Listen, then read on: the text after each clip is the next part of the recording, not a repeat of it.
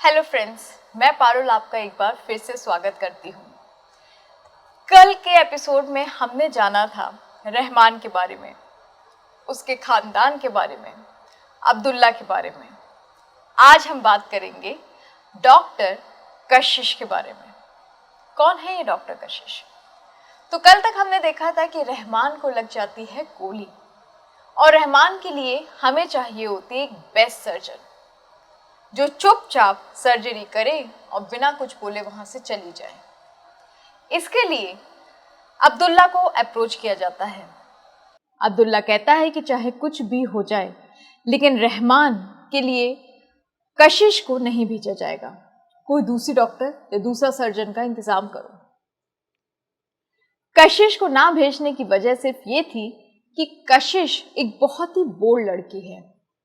वो किसी से डरती नहीं, बिंदास अपने टर्म्स पर अपनी जिंदगी जीती है। और कशिश का बड़ा भाई पुलिस वाला है। लेकिन जब कशिश की दोस्त को बताया गया कि उसको एक सर्जरी के लिए जाना है तो पता चला कि उसकी तबीयत बहुत खराब है। कशिश कहती है कि तुम घबराओ नहीं, सर्जरी ही तो करनी है, मैं चली जाती हूँ। किसी को इस बात की कानों कान खबर तक नहीं लगती और कशिश बैठ जाती है एम्बुलेंस में। वो पहुंचती है उसी एरिया में जहां रहमान रहता है। अंदर जाती है तो देखती है कि ढेर सारे आदमी गन्स लेके खड़े हैं। समझ जाती है कि कुछ तो मामला गड़बड़ है। कशिश जाती है, रहमान को देखती है तो वो अपना काम पहले करना जरूरी समझती है। कशिश रहमान के शरीर से गोली निकालती है और फिर कहती है, अब मुझे ये बताओ कि तुम लोग हो कौन और मैं यहां पर कैसे आई। लेकिन तभी उसको जोर जोर से आवाजें सुनाई देती हैं एक दूसरे कमरे से और वहां पर होता है अब्दुल्ला, जो इस बात से बेखबर रहता है कि कशिश दूसरी डॉक्टर की जगह रहमान की सर्जरी कर रही है। अब्दुल्ला जोर जोर से धमकी देता है और कहता है कि चाहे कुछ भी हो जाए मेरे बेटे को कुछ नहीं होना चाहिए। कशिश अंदर पहुंचती और कहती है, वाह, मुझे नहीं पता था कि आप इन सब चीजों में लिप्त हैं। मैं तो सोचती थी कि आप सिर्फ समाज सेवा करते हैं, पर आप तो उस्ताद निकले। अब्दुल्ला कशिश को सामने देख के घबरा सा जाता है और उसको बंदी बना लेता है। रहमान को जब होश आता है तो अब्दुल्ला उसे पूरी बात बताता है और फिर कहता है, देखो, अब हमारे पास एक ही ऑप्शन है। मैं ऐसा नहीं चाहता था कि ऐसा हो, लेकिन अब हम इसके अलावा कुछ कर नहीं सकते। कशिश को लेकर जाओ और मार के दफन कर दो, किसी को पता नहीं चलेगा।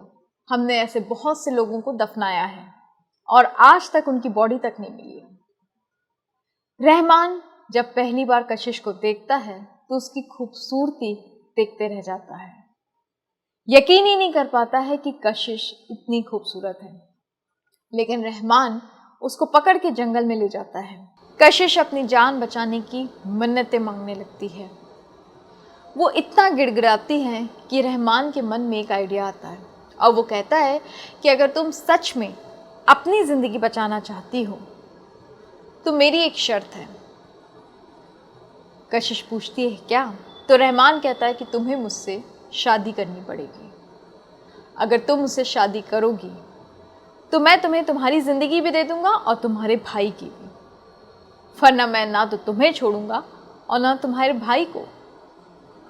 कशिश कहती है कि मेरा भाई सिर्फ मेरा बड़ा भाई नहीं बल्कि वो मेरा पिता है। हमने बचपन में अपने पिता को खो दिया था और मैं अपने भाई को बचाने के लिए कुछ भी करूँगी। मुझे अपनी जान की फिक्र नहीं है कि मैं तुम जैसे गुंडे से शादी करूँ, लेकिन हाँ, अगर यहाँ सवाल मेरे भाई का है तो ठीक है, मुझे ये शादी मंजूर है। रहमान खुश हो जाता है और फिर अब्दुल्ला से जाकर बात करता है। वो कहता है कि मामा, मैं कशिश से शादी करना चाहता हूँ। ऐसा नहीं कि मैं उससे प्यार करता हूँ या मुझे वो बहुत अच्छी लगती है, बल्कि मैं उससे शादी इसलिए करना चाहता हूँ ताकि उसके भाई पर नज़र रख सकूँ। आखिर पुलिस तो कई सालों से हमारे पीछे पड़ी है। क्या बात है, क्यों वो हमारे पीछे पड़ी है, कौन कौन से सुराग लगे हैं, और अभी तो हमने मेयर को भी मार दिया। तो ज़रूर उनका शक हम पर जाएगा ही जाएगा। इसलिए अगर हम उन्हीं के घर में उन्हीं की लड़की को पटा लें तो माजरा ही कुछ और हो जाएगा। हालांकि अब्दुल्ला इस बात से सख्त खिलाफ होता है, लेकिन इरफान के आगे अब्दुल्ला की एक नहीं चलती। मान जाते हैं सबके सब। इधर रजिस्ट्रार को बुलाया जाता है और झटपट शादी हो जाती है।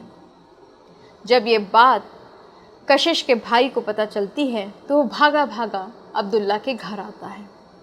वो कशिश से कहता है कि कोई भी बात है बहन तो मुझे बताओ, तुमने बिना मुझे बताए इस आदमी से शादी कर ली?